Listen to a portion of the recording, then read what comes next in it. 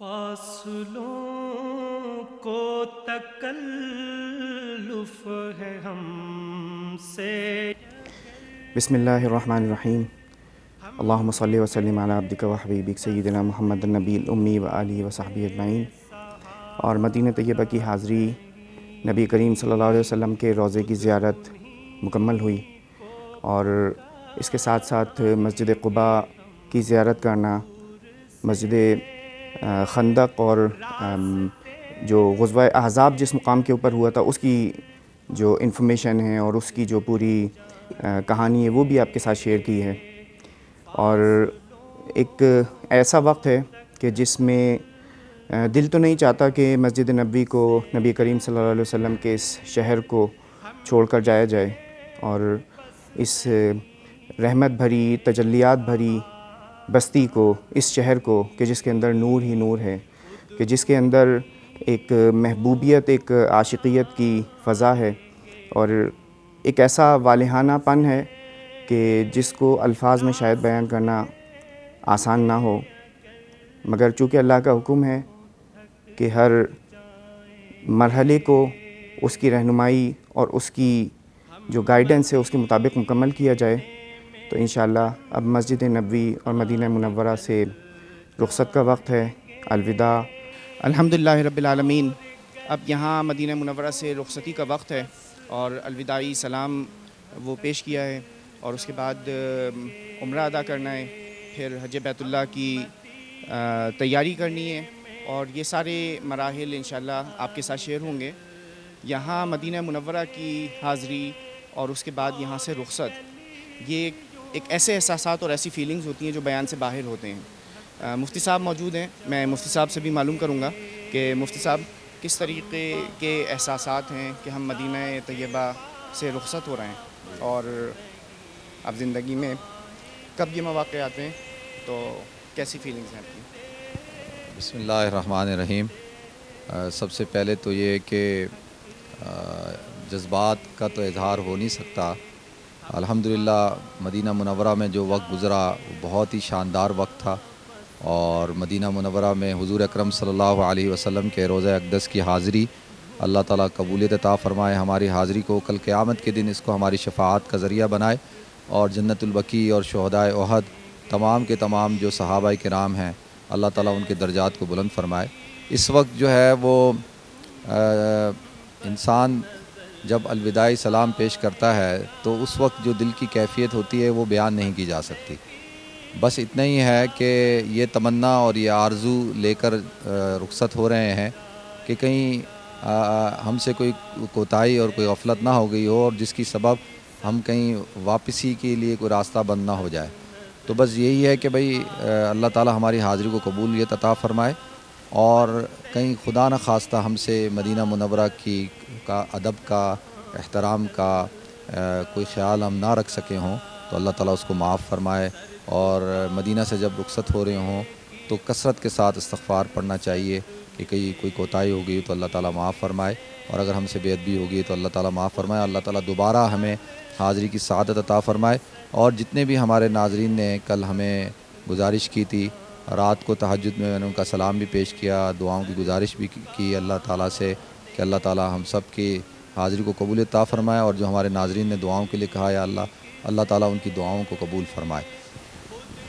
اور یہاں اب تیاری ہماری پوری مکمل ہو چکی ہے، اور اس وقت سارا ایکوپمنٹ، سیٹلائٹ اور تمام آڈیو ویڈیو کا سارا سامان پیک ہو چکا ہے. اور جس طریقے سے ہم دیکھتے ہیں کہ یہ ساری تیاری مکمل ہونے کے بعد حالت احرام میں اب ہم یہاں سے روانہ ہوں گے انشاءاللہ، اور اس کے بعد میقات پر رک کر نیت کریں گے، اور اس کے بعد آگے کی طرف روانہ ہوں گے انشاءاللہ. حج اور عمرے کے لیے یہ ضروری ہے کہ میقات سے احرام کی حالت کے اندر آیا جائے، اور یہ میقات وہ مقام ہے کہ جو نبی کریم صلی اللہ علیہ وسلم نے خود مقرر فرمائے. اور مکہ کے مختلف اطراف میں جو مختلف ممالک سے جو لوگ سفر کے لیے آیا کرتے تھے، حج کے سفر کے لیے، عمرے کے سفر کے لیے، تو ان کے لیے وہ باؤنڈریز مقرر فرما دیں کہ ان سے آگے جب وہ آئیں، ان کو جب کراس کریں تو حالت احرام کے اندر ہوں. اور یہ اس وقت میقات مدینہ ہے، مدینہ اہل مدینہ کے لیے جو میقات ابیار علی کے نام سے مشہور ہے، اور اس وقت یہاں میں ابیار علی جو میقات ہے اس کے اوپر موجود ہوں، اور یہ اہل مدینہ کے لیے میقات ہے۔ نبی کریم صلی اللہ علیہ وسلم نے خود بھی اور آپ کے صحابہ نے بھی ابیار علی کے اس مقام سے اپنا میقات اس مقام کو اپنا میقات بناتے ہوئے اپنے حج کے جو حجۃ الوداع جو ہے اس کو اسٹارٹ کیا تھا یہاں سے۔ تو اسی مقام پر اب اپنے عمرے کو جو حج تمتع کا عمرہ ہے اس کا آغاز یہیں سے کرنا ہے انشاءاللہ۔ لبیک اللہم لبیک لبیک لا شریک لک لبیک ان الحمد والنعمت لک والملک لا شریک لک۔ الحمدللہ یہاں 2 رکعت نماز نفل پڑھی ہے، اور میقات کے اس مقام پر تلبیہ پڑھنے کا مطلب یہ ہے کہ ایک حاجی جو ہے وہ حالت احرام کے اندر آ جاتا ہے، اور جس طریقے سے چونکہ ہم حج تمتع کر رہے ہیں تو حج تمتع کی نیت لبیک اللہم عمرۃ متمتعا بہا الی الحج کہ عمرے کی نیت، حج تمتع کے لیے عمرے کی نیت یہاں سے باندھی گئی ہے، اور اس کے بعد انشاءاللہ یہ عمرے کا سفر ہوگا، اور عمرے کے احرام کے بعد حج کا سفر ہوگا انشاءاللہ۔ اللہ رب العزت ہمارے اس سفر کو آسان فرمائے، آمین۔ بات بڑھ جائے گی، دل تڑپ جائے گا، میرے محتاط آنسو چھلک جائیں گے۔ بات بڑھ جائے گی، دل تڑپ جائے گا، میرے محتاط الحمدللہ رب العالمین۔ مدینہ منورہ سے نبی کریم صلی اللہ علیہ وسلم کے سفر حج کی مماثلت اور اصول سنت کو برقرار رکھتے ہوئے مکہ معظمہ کی طرف سفر ہے، اور اس سفر کے درمیان ظہر کا وقت جو ہے وہ ہو گیا ہے، اور نماز ظہر اور عصر یہاں اس ہائی وے پہ موجود اس مسجد کے اندر ادا کی ہے، اور یہ چونکہ ہم سفر میں ہیں تو اس لیے 2 رکعت ظہر اور 2 رکعت عصر جو ہے وہ پڑھی ہے، اور اس کے بعد پھر مکہ مکرمہ کا آگے سفر کریں گے انشاءاللہ۔ اس کی خبر کس مسافر کو ہے، کتنا شوق سفر، ہم کو اقبال جب بھی اجازت ملی، ہم بھی آقا کے دربار تک جائیں گے، ہم کو اقبال جب بھی اجازت ملی، ہم بھی آقا کے دربار تک جائیں گے۔ فاصلوں کو تکلف ہے ہم سے اگر، ہم بھی بے بس نہیں، بے سہارا نہیں، خود انہی کو پکاریں گے ہم دور سے۔ الحمدللہ رب العالمین۔ اللہ رب العزت کا جتنا شکر ادا کیا جائے وہ کم ہے کہ یہاں مکہ معظمہ میں پہنچ چکے ہیں، اور مدینہ منورہ سے مکہ معظمہ کا یہ سفر جس طریقے سے مکمل ہوا ہے وہ ایک حیرت انگیز بات ہے، ایک معجزے سے کم نہیں ہمارے لیے کہ 14 16 گھنٹے 18 گھنٹے بھی کبھی ہمیں لگا کرتے تھے، مگر الحمدللہ اس وقت کی کوئی 7 گھنٹے کے قریب ہم مدینہ منورہ سے مکہ معظمہ پہنچ چکے ہیں۔ اور اس میں اگر میں یہ کہوں کہ ہمارے ساتھ موجود ابراہیم، ان کی بہت ہمدردی، بہت رہنمائی ہماری شامل رہی ہے۔ یہ ہمارے گائیڈ ہیں مدینہ منورہ سے، تو انہوں نے الحمدللہ بہت اچھی طریقے سے اور بہت اچھے روٹس کے ساتھ وہ ہمیں یہاں پر پہنچایا ہے۔ بہت بہت شکریہ، thank you very much brother, جزاک اللہ خیر for your support. Thank you for your visit. This is the first thing. انشاءاللہ Thank you and welcome. Okay انشاءاللہ۔ اب اس کے بعد یہاں ہوٹل میں اپنے سامان کو منتقل کرنا ہے، اور پھر ہم انشاءاللہ عمرہ مکمل کریں گے اور آگے کے مراحل طے کریں گے انشاءاللہ العظیم۔ سے اگر ہم بھی بے بس نہیں، बे अल्हम्दुलिल्लाह खाना खा लिया है. खाना खाने के बाद ईशा की नमाज़ भी अदा कर ली है और अब उम्रे के लिए अपने होटल से हम बाहर निकलें कि उम्रा करें. और इसी दौरान में मैं ये सोच रहा हूँ कि खाना काबा के सामने, मस्जिद हराम के सामने खड़े होकर ये मैं महसूस करता हूँ कि इस हालत एहराम में जो एहराम जो सिग्निफ़िकेंस है, ये जो दो कपड़े किस बात की अलामत हैं और किस बात की सिग्निफ़िकेंस है, इसी सोच के अंदर काबा की तरफ रवा दवा हूँ. जाएंगे और गलियों में कसदन भटक जाएंगे. हम मदीने में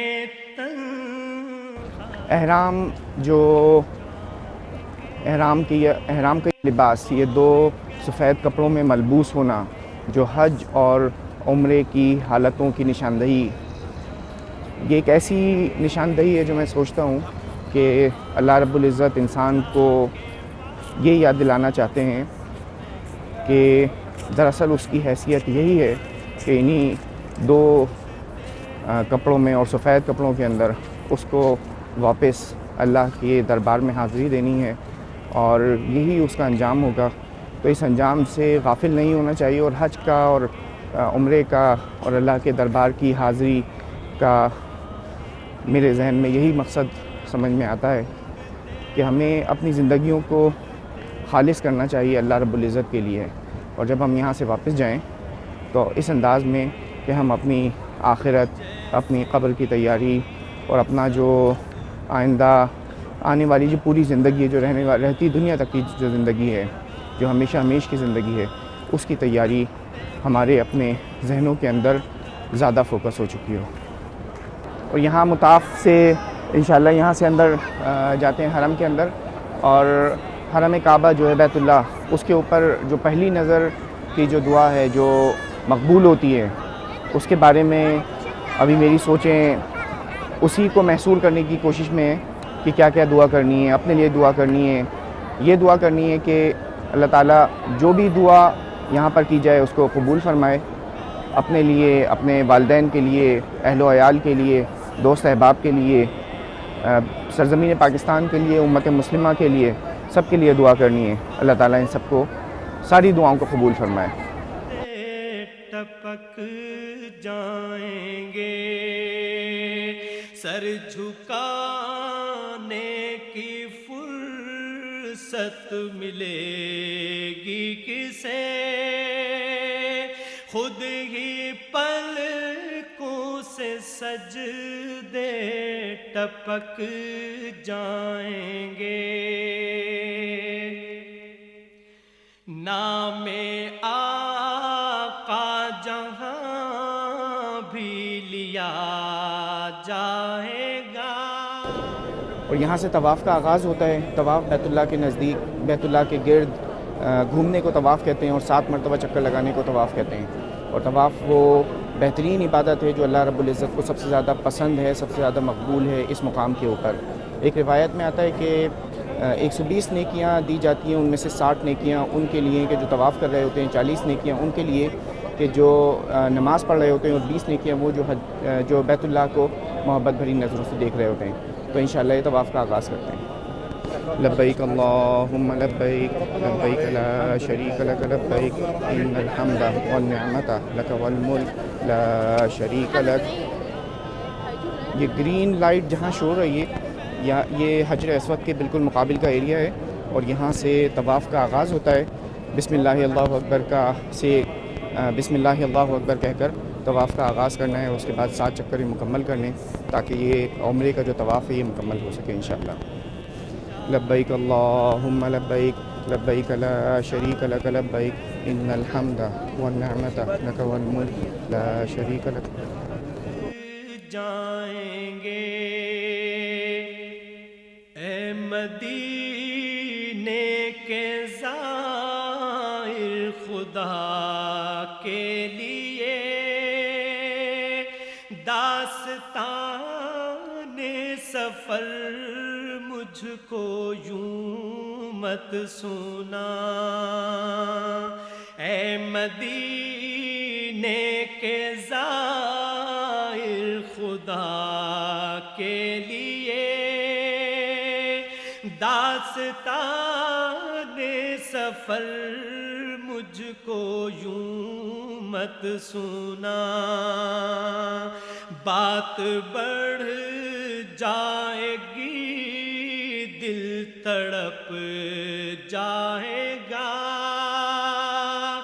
میرے محتاط آنسو چھلک جائیں گے، بات الحمدللہ طواف کعبہ مکمل کرنے کے بعد 2 رکعت نفل پڑھی ہے، اور اس 2 رکعت نفل ادا کرنے کے بعد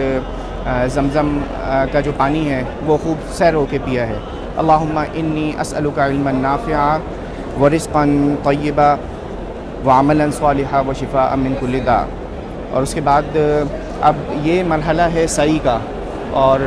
اس سعی میں صفا سے انشاءاللہ اسٹارٹ کریں گے۔ صفا کی پہاڑی سے مروہ کی طرف ایک راؤنڈ کہلاتا ہے، ایک کاؤنٹ ہوتا ہے، اور اس کے بعد یہ 7 مرتبہ کر کے انشاءاللہ اس سعی کو حضرت حاجرہ علیہ السلام کی یاد میں، ان کی سنت میں زندہ کرنے کی کوشش کی جائے گی۔ لا الہ الا اللہ وحدہ لا شریک لہ الملک ولہ الحمد وہو علی کل شیء قدیر، لا الہ الا اللہ وحدہ نصر عبدہ وانجز وعدہ وہزم الاحزاب وحدہ۔ اور یہ اللہ رب العزت کی وحدانیت، اللہ رب العزت کی توحید اور اس کی جو تعظیم ہے وہ بیان کرتے ہوئے ہم کو اقبال جب اجازت ملی، لا الہ الا اللہ وحدہ لا شریک لہ الملک ولہ الحمد وہو علی کل شیء قدیر، لا الہ الا اللہ وحدہ لا شریک لہ الملک ولہ الحمد وہو علی کل شیء قدیر، لا الہ الا اللہ وحدہ ونصر عبدہ وانجز وعدہ وہزم الاحزاب وحدہ، لا الہ الا اللہ وحدہ ونصر عبدہ وانجز وعدہ وہزم الاحزاب وحدہ، لا الہ الا اللہ وحدہ ونصر عبدہ وانجز وعدہ وہزم الاحزاب وحدہ۔ اللہ کی وحدانیت، اللہ کی تعریف، اللہ کی پاکی بیان کرنا ہے کہ اللہ کا کوئی شریک نہیں، اسی کی بادشاہی ہے، اسی کے لیے سب تعریفیں ہیں، وہ ہر چیز پر قدرت رکھنے والا ہے، اللہ کے سوا کوئی معبود نہیں، وہ ایک ہے، اس نے اپنے بندے کی مدد فرمائی اور اپنا وعدہ پورا فرما دیا، اور اس نے تمام گروہوں کو شکست دے دی۔ کو پکاریں گے ہم دور سے، راستے میں اگر پاؤں تھک جائیں گے، فاصلوں کو تکلف ہے ہم سے اگر، ہم بھی بے بس نہیں، بے سہارا وحدہ ونصر عبدہ وانجز وعدہ وہزم الاحزاب وحدہ، لا الہ الا اللہ وحدہ ونصر عبدہ وانجز وعدہ وہزم الاحزاب وحدہ، لا الہ الا اللہ وحدہ لا شریک لہ الملک ولہ الحمد وہو علی کل شیء قدیر، لا الہ الا اللہ وحدہ لا شریک لہ الملک ولہ الحمد وہو علی کل شیء قدیر، لا الہ الا اللہ وحدہ ونصر عبدہ وانجز وعدہ وہزم الاحزاب وحدہ، لا الہ الا اللہ وحدہ لا شریک لہ الملک ولہ الحمد وہو علی کل شیء قدیر۔ صفا اور مروہ کے درمیان سعی کرنے کو حج اور عمرے کے واجبات بنانے کا ایک مقصد جو سمجھ میں آتا ہے وہ یہ کہ اس کے ذریعے سے حضرت ابراہیم اور حضرت حاجرہ علیہ السلام اور حضرت اسماعیل علیہ السلام کی جو جد و جہد ہے، اور بالخصوص حضرت حاجرہ اور حضرت اسماعیل علیہ السلام کی جو فرما برداری ہے کہ ان کو بیابان کے اندر چھوڑ دینا اور اس کے اوپر اللہ کے حکم کے اوپر راضی رہنا، اور اس کے ساتھ ساتھ جو بالخصوص یہ جو واقعہ ہے حضرت حاجرہ کا صفا اور مروہ کے درمیان دوڑنا اور پانی کو تلاش کرنا، یہ ایک ماں کی اپنے بچے سے محبت کا اظہار کرتا ہے، اور ایک ماں کا اپنے بچے کے لیے तड़पना और बेचैन होना और बेकरार होने का इजहार है, और ये हज और उम्रे के अंदर इसको शामिल कर देना और इसको रहती दुनिया तक के लिए एक मिसाल बना देना, और रहती दुनिया तक के इंसान जो है इसके ऊपर अमल करें, वो इस बात का इजहार है कि अल्लाह रब्बुल इज़्ज़त ये बताना चाहते हैं कि देखो, जितनी मोहब्बत एक माँ को अपने बच्चे से होती है, उससे कहीं ज़्यादा अल्लाह रब्बुल इज़्ज़त अपने बंदों से मोहब्बत करने वाले हैं। अल्हम्दुलिल्लाह ये तहज्जुद की अज़ान के साथ ही सही जो है वो मुकम्मल हो गई है, और जिस तरीके से हमने सही का आगाज़ सफ़ा पहाड़ी से किया था और मरवा पे इसका इख्तिताम होता है, 7 चक्कर इस तरीके से कंप्लीट होते हैं, तो अल्हम्दुलिल्लाह ये सही कंप्लीट हो गई है। और उसके बाद उम्रे का जो आखिरी काम है वो इंशाअल्लाह आगे मुकम्मल होगा। फ़जर की नमाज़ मुकम्मल हो गई है, और फ़जर की नमाज़ के बाद बाहर निकले, चूँकि हरम एक अपनी मेजर कंस्ट्रक्शन वर्क से गुज़र रहा है और बहुत सारे तौसील मंसूबे जो हैं वो चल रहे हैं, तो बहरहाल गेट कि किस गेट से बाहर आना है ये एक मुश्किल काम था, मगर बहरहाल यहाँ से बाहर आ गए, और अब एक तलाश है बार्बर शॉप की कि जहाँ से बाल कटवाए जाएँ और एहराम जो है वो उसको उतार दिया जाए इंशाअल्लाह। बद नजर आएगा, बंदगी का करीना बदल जाएगा, सर झुकाने की फुर्सत मिलेगी किसे, खुद ही पलकों से सजदे टपक जाएंगे, सर झुका। अल्हम्दुलिल्लाह ये उम्रे का जो सफ़र था, जो 20 घंटे पहले हमने मदीना मुनव्वरा से मस्जिद नबवी के सामने एहराम बांध के किया था, और उसके बाद अब यार अली में इसकी मीक़ात पे इसकी नियत की, तो अल्हम्दुलिल्लाह ये मुकम्मल हुआ है, और हलक़ का काम भी हो गया, पूरा बाल कट गए, और ख़ासा ऐसा बहुत खुशगवार सा महसूस हो रहा है इस वक्त बाल कटने के बाद, गंजा होने के बाद। बहरहाल अल्हम्दुलिल्लाह उम्रा मुकम्मल हो गया है। अब उसके बाद आगे की जो मराहिल हैं वो इंशाअल्लाह शेयर करेंगे। अस्सलामु अलैकुम व रहमतुल्लाहि व बरकातुहू। उनका जहाँ भी किया जाएगा, नामे